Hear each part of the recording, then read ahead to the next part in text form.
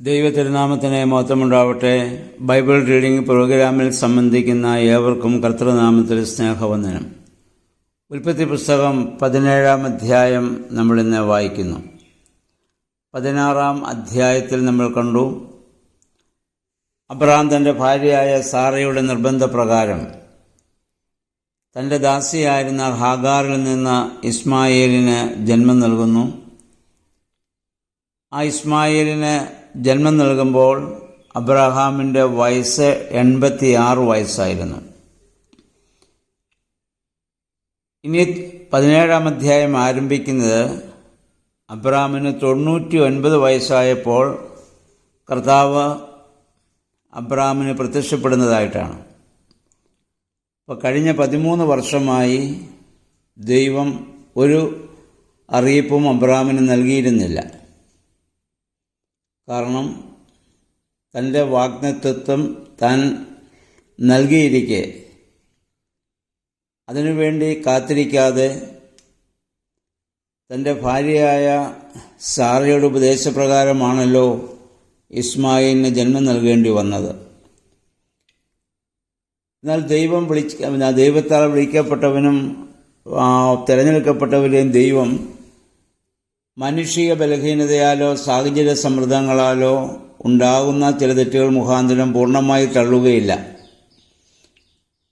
അബ്രഹാമിനെ ദൈവം വിളിച്ചതിന് ദൈവത്തിന് ഉദ്ദേശമുണ്ട്.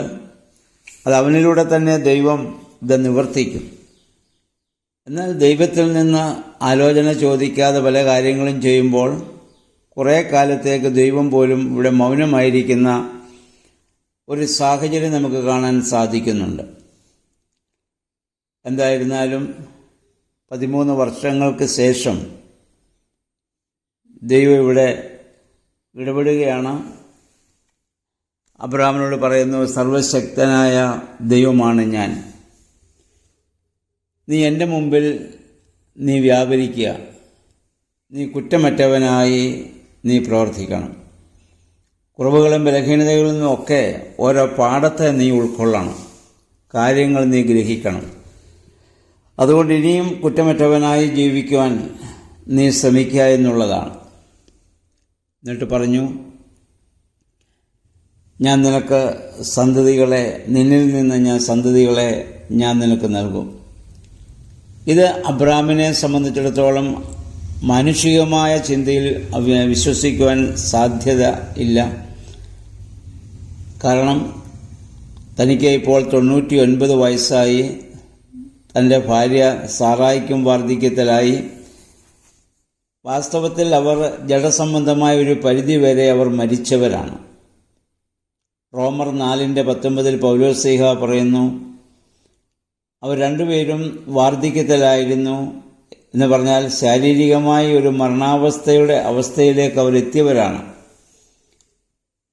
എന്ന് പറഞ്ഞാൽ സാറയുടെ ഗർഭപാത്രമൊക്കെ നിർജീവമായ ഒരു സാഹചര്യം. എന്നാൽ അവരെ വിശ്വസിക്കുമ്പോൾ അത് വീണ്ടും അവരെ ദൈവം അനുഗ്രഹിക്കുകയും പ്രവർത്തന നിരതരാകുവാനുള്ള ശക്തി ദൈവം അവർക്ക് നൽകുകയും ചെയ്യുകയാണ്.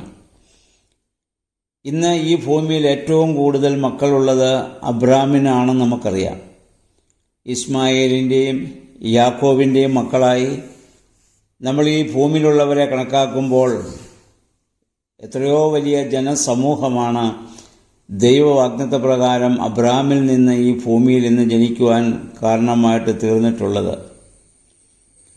കുട്ടി ജനിക്കുന്നതിന് മുൻപ് തന്നെ അവന് ജനതകളുടെ പിതാവ് ആകുമെന്നുള്ള ഒരു വാഗ്ദത്തം ദൈവം അബ്രഹാമിനൂടെ നൽകുകയാണ്. അവൻ്റെ പേര് മാറ്റുന്നു, നീ ഇനി അബ്രഹാമല്ല അബ്രാഹാം എന്ന് വിളിക്കപ്പെടും. ശ്രേഷ്ഠനായ പിതാവ്, ഉന്നതനായ പിതാവ് എന്നതിൽ നിന്ന് ജനതകളുടെ പിതാവ് എന്നുള്ള വലിയ ഒരു നാമം അബ്രഹാമിന് ലഭിക്കുവാൻ തക്കവണ്ണം ദൈവം അബ്രഹാമിനെ ഇവിടെ അനുഗ്രഹിക്കുന്നു. ഇനി അവന് അറിയപ്പെടുന്നത് അബ്രാഹാം എന്ന പേരിലാണ്. എന്നിട്ട് പറഞ്ഞു, നീ ഇപ്പോൾ പരദേശിയായി പാർക്കുന്ന ഈ കനാൻ ദേശം മുഴുവനും നിനക്ക് ശേഷം നിന്റെ സന്തതികൾക്ക് ഞാൻ അവകാശമായിട്ട് ഞാൻ നൽകും. അതുകൊണ്ട് അതിനുശേഷം ദൈവം അബ്രാമുമായി ഒരു ഉടമ്പടി ചെയ്യുന്നുണ്ട്. പ്രധാനമായി നമുക്ക് 3 ഉടമ്പടികൾ കാണാൻ പറ്റുന്നുണ്ട്. ഒന്ന്, ജലപ്രളയത്തിന് ശേഷം കൊടുത്തതായ മഴവില്ലാണ്. അത് സകല ജനതകൾക്കും കൊടുത്ത ഒരു അടയാളമാണ്. ഈ പരിച്ഛേദന അബ്രാമിലൂടെ ഇസ്രായേൽ ജനത്തിനു വേണ്ടി ദൈവം ഇത് നൽകുന്നു. അതിനുശേഷം പുറപ്പാട് പുസ്തകത്തിൽ വരുമ്പോൾ മോശ മുഖാന്തരം സീനായി ഉടമ്പടി അഥവാ 10 കൽപ്പനകൾ ഇസ്രായേലിന് നൽകുന്നത് നമുക്ക് കാണാൻ സാധിക്കും. ഉടമ്പടി എല്ലാം ദൈവത്തിൻ്റെ ദാനമാണ്. മനുഷ്യൻ നിശബ്ദമായി അത് സ്വീകരിക്കുകയാണ്. ഇവിടെ ഉടമ്പടിയുടെ അടയാളമായി പരിച്ഛേദനയാണ് ദൈവം അവർക്ക് നൽകുന്നത്. അതിൻ്റെ അടയാളമായി നിങ്ങളുടെ ശരീരത്തിൽ ആ അടയാളം നിങ്ങൾ സ്വീകരിക്കണം. യഹോവയും ഇസ്രായേലുമായുള്ള ഉഭയസമ്മതത്തിൻ്റെ ഉടമ്പടിയുടെ അടയാളമാണ് പരിച്ഛേദന. ഈ പരിച്ഛേദന അവർ വിശ്വാസ പ്രമാണം പോലെ അവർ പിന്നീട് പാലിച്ചു വന്നു. ഇവിടെ പരിച്ഛേദന എന്ന് പറയുന്നത് നിയമത്തിൻ്റെ ഒരു വ്യവസ്ഥയായിട്ടല്ല, നിയമത്തിൻ്റെ ഫലമാണ്. അത് അടയാളമാണ്. നിയമത്തിൻ്റെ കീഴിലാക്കുന്നത് പരിച്ഛേദനയല്ല, അത് കീഴിലാക്കിയതിൻ്റെ അടയാളമായി സ്വീകരിക്കേണ്ടതാണ്. ഇതുപോലെയാണ് പുതിയ നിയമത്തിൽ സ്നാനവും. സ്നാനം രക്ഷയ്ക്കൊരു മുഖാന്തരമല്ല, രക്ഷയുടെ അടയാളം മാത്രമാണ്. സ്നാനത്തിലൂടെ നമ്മൾ പിന്നെ ആ ക്രിസ്തുവിൽ വളരുന്ന അനുഭവം നമ്മിലുണ്ടാകണം. എന്നാൽ നമ്മളിൽ നിന്ന് വരുന്ന സത്കർമ്മങ്ങൾ എന്ന് പറയുന്നത് അത് രക്ഷയുടെ ഫലമായിട്ട് പിന്നീട് നമ്മിൽ നിന്ന് ഉണ്ടാവേണ്ടതുമാണ്. എന്ന് പറഞ്ഞാൽ ഞാൻ എൻ്റെ അപ്പൻ്റെ മകനായത് എൻ്റെ പ്രവൃത്തി കൊണ്ടല്ല, ഞാൻ പിതാവിൻ്റെ മകനായതുകൊണ്ടാണ് ഞാൻ നന്മപ്രവർത്തികൾ ചെയ്യുന്നത്. ഇവിടെ ദൈവം അബ്രാഹാമിനോട് പറയുന്നത്, നിന്റെ ഭവനത്തിലുള്ള ദാസന്മാരും നീ വിലയ്ക്ക് വാങ്ങുന്നവരും അതിലൊക്കെയും പുരുഷപ്രജ ഈ പരിച്ഛേദന ഏൽക്കണം. അവരെല്ലാവരും നിന്റെ ഭവനത്തിൽ പാർക്കുന്ന എല്ലാവരും നിന്റെ വിശ്വാസത്തിൻ്റെ ഭാഗമായിരിക്കുക എന്നുള്ളതായിരിക്കാം ഇവിടെ ഉദ്ദേശിക്കുന്നത്. എന്നിട്ട് യഹോവയായ ദൈവം പറഞ്ഞു, നിന്റെ ഭാര്യ സാറായി ഇനി സാറ എന്ന പേരിലാണ് അവൾ അറിയപ്പെടേണ്ടത്. അവൾ ജനതകളുടെ മാതാവാകും. നീ ജനതകളുടെ പിതാവാകുന്നത് പോലെ സാറായി ഇനി സാറ എന്നതിന് രാജകന്യക എന്നും അർത്ഥമുണ്ട്. അവളിൽ നിന്ന് ജനതകളുടെ രാജാക്കന്മാർ ഇനി ഉത്ഭവിക്കും.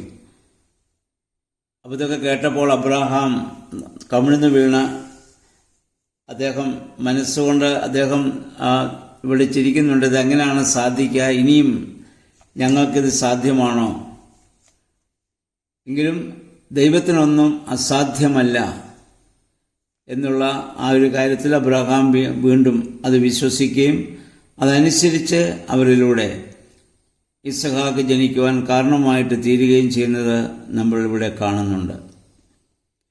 എന്നിട്ട് ദൈവം പറഞ്ഞു, ആയതുപോലെ തന്നെ. അപ്പം അബ്രഹാം യഹോവയോട് പറയുന്നത്, ദൈവമേ, ഇനി എന്നിലൂടെ കുഞ്ഞ് എനിക്ക് അസാധ്യം ആണെന്ന് അബ്രഹാം മനസ്സിൽ വിചാരിക്കുന്നു. അതുകൊണ്ട് കാര്യം ചെയ്യും, എനിക്ക് ഇപ്പോഴുള്ള മകനുണ്ടല്ലോ ഇസ്മായേൽ, അവൻ നിന്റെ സന്നിധിയിൽ ജീവിച്ചിരിക്കുവാൻ നീ അനുവദിച്ചാൽ മതി.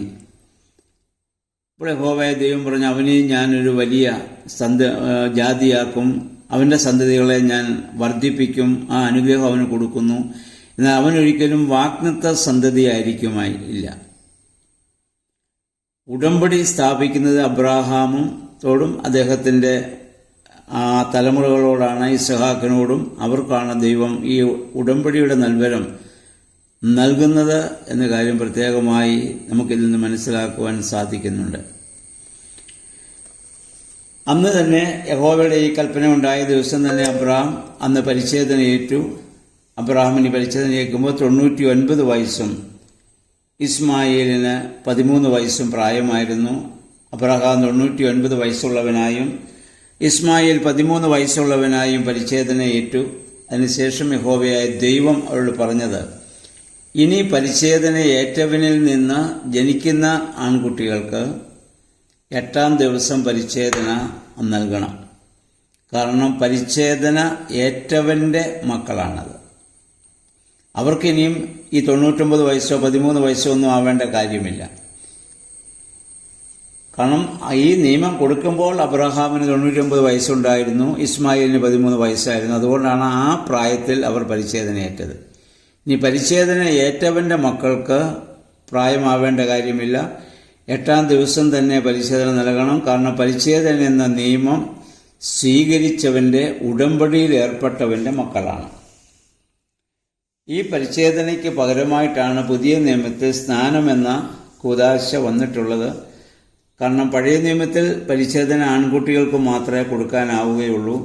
യഹൂദ നിയമപ്രകാരം സഭയിൽ അംഗത്വം വാസ്തവത്തിൽ പഴയ നിയമത്തിൽ പുരുഷനാണ്. സ്ത്രീ പുരുഷനോട് സംയോജിക്കപ്പെടുമ്പോൾ അവന്റെ ഭാഗമായിട്ട് തീർന്ന് സഭാംഗമായി അവൾ മാറ്റപ്പെടുന്നു എന്നൊരു അവസ്ഥ മാത്രമേ അന്ന് സ്ത്രീകൾക്കുള്ളൂ. എന്നാൽ പുതിയ നിയമത്തിൽ സ്ത്രീക്കും പുരുഷനുമെല്ലാം ക്രിസ്തുവിനോട് സംയോജിക്കപ്പെടണം. യേശുവിന്റെ മരണത്തോടും പുനരുത്ഥാനത്തോടും ഏകീഭവിക്കണം. അതുകൊണ്ടായിരിക്കണം പരിച്ഛേദന എന്ന കർമ്മം മാറി പുതിയ നിയമത്തിൽ സ്നാനം എന്ന കൂദാശ വരുന്നു. അത് സ്ത്രീക്കും പുരുഷനും ഒക്കെ സ്വീകരിക്കാൻ പറ്റും. സ്നാനത്തിനോ ഒരിക്കലും പ്രായപരിധി ഇവിടെ നിശ്ചയിച്ചിട്ടില്ല പുതിയ നിയമത്തിലും. അതുകൊണ്ടാണ് പുതിയ നിയമത്തിലും ശിശുക്കൾക്ക് സ്നാനം കൊടുക്കുന്നതിൻ്റെ കാരണം അതാണ്. സ്നാനത്തിന് പ്രായപരിധി ബൈബിളിലെങ്ങും നിശ്ചയിച്ചിട്ടില്ല. പരിച്ഛേദന 8-ാമത്തെ ദിവസം നൽകുന്നത് പോലെ തന്നെ ഇവിടെ വിശ്വാസികളുടെ, കാരണം യേശുക്രിസ്തുവുമായുള്ള ആ വിശ്വാസത്തിൽ നിലനിൽക്കുമ്പോഴാണ് ഒരു കുഞ്ഞ് ഇവിടെ ജനിക്കുന്നത്. ഒരു കുഞ്ഞിനെ ഉദരത്തിൽ വഹിച്ചുകൊണ്ട് അതിൻ്റെ അമ്മയുടെ പ്രാർത്ഥനയും അപ്പൻ്റെ പ്രാർത്ഥനയും എല്ലാം പരിശുദ്ധ ത്രിത്വത്തോടാണ്, ദൈവത്തോടാണ്. അപ്പോൾ ജനിക്കുമ്പോൾ തന്നെ യേശുവിനോടുള്ള ഒരു വൈകാരിക ബന്ധത്തിലാണ് കുഞ്ഞിൻ്റെ ജനനം. പിന്നെ എന്തിനാണ് സ്നാനം നൽകുന്നത്? സ്നാനം യേശുവിൻ്റെ മരണത്തോടും പുനരുത്ഥാനത്തോടും ഏകീഭവിക്കലാണ്. അതെല്ലാവരും വ്യക്തിപരമായി സ്വീകരിക്കേണ്ടതുകൊണ്ടാണ് വ്യക്തിപരമായി അവർക്കത് നൽകുന്നതും. എന്തായിരുന്നാലും ഈ പരിച്ഛേദനയും പുതുനിയമത്തെ സ്നാനവുമായി സഭാപിതാക്കന്മാരെ ബന്ധിപ്പിച്ചിട്ടുണ്ട്. അത് നമ്മുടെ ഓർമ്മയിലിരിക്കട്ടെ. അപ്പം ഇന്ന് ഈ 17-ാം അധ്യായത്തിൽ യഹോവയും ഇസ്രായേലുമായുള്ള ഉഭയസമ്മതത്തിൻ്റെ ഉടമ്പടിയുടെ അടയാളമായ പരിച്ഛേദന എന്ന കർമ്മം ഇസ്രായേലിന് അബ്രാഹാം മുഖാന്തരം യഹോവയായ ദൈവം ഇവിടെ നൽകുകയാണ്. അത് ഇനി അവരുടെ തലമുറയായി അവരത് അനുവർത്തിച്ച് അവർ വരേണ്ടതാണ്. ദൈവം വാഗ്ദത്തം ചെയ്ത ഇസഹാക്കാണ് വാഗ്ദത്ത സന്തതി. ഇസ്മായേൽ അബ്രാഹാമിൻ്റെ മകനാണ്. പക്ഷേ അവന് വാഗ്ദത്ത സന്തതി അല്ല എന്നും നമ്മൾ മനസ്സിലാക്കേണ്ടതാണ്. അപ്പോൾ ദൈവവുമായുള്ള നമ്മുടെ സമയത്തേക്കാൾ ഉപരി നമ്മൾ മുൻ അധ്യായങ്ങളിൽ നമ്മൾ ചിന്തിച്ചതുപോലെ ദൈവത്തിൻ്റെ സമയത്തിനു വേണ്ടി നമ്മൾ കാത്തിരിക്കുക. ഇസ്മായിലിന് ശേഷം 13 വർഷങ്ങൾക്ക് ശേഷമാണ് ദൈവം വീണ്ടും അബ്രാഹാമുമായി ഇടപെടുന്നതും തൻ്റെ വാഗ്ദത്തം അബ്രാഹാമിലൂടെ പൂർത്തീകരിക്കുവാൻ തക്കവണ്ണമുള്ള ക്രമീകരണം ദൈവം ചെയ്യുന്നു. ആയതുപോലെ ദൈവം നമ്മെ വിളിച്ചിട്ടുണ്ടെങ്കിൽ ആ വിളിക്ക് യോഗ്യമായ രീതിയിലെ വിശ്വാസത്തിൻ്റെ പൂർണ്ണതയിൽ ഞാനും നിങ്ങളും ജീവിക്കുമ്പോൾ ദൈവം നമ്മിലൂടെ പ്രവർത്തിക്കും. അതിനുവേണ്ടി നമ്മെ തന്നെ പൂർണ്ണമായി ദൈവകരങ്ങളിൽ നമുക്ക് സമർപ്പിക്കാം. ഇനി 17-ാം അധ്യായം വായിച്ച് അതിൻ്റെ ആന്തരിക മർമ്മങ്ങളെ ഉൾക്കൊള്ളുവാൻ തക്കവണ്ണം നമുക്ക് ശ്രമിക്കാം. ദൈവത്തിൻ്റെ പരിശുദ്ധാത്മാവ് അതിന് നമ്മെ സഹായിക്കുമാറാകട്ടെ.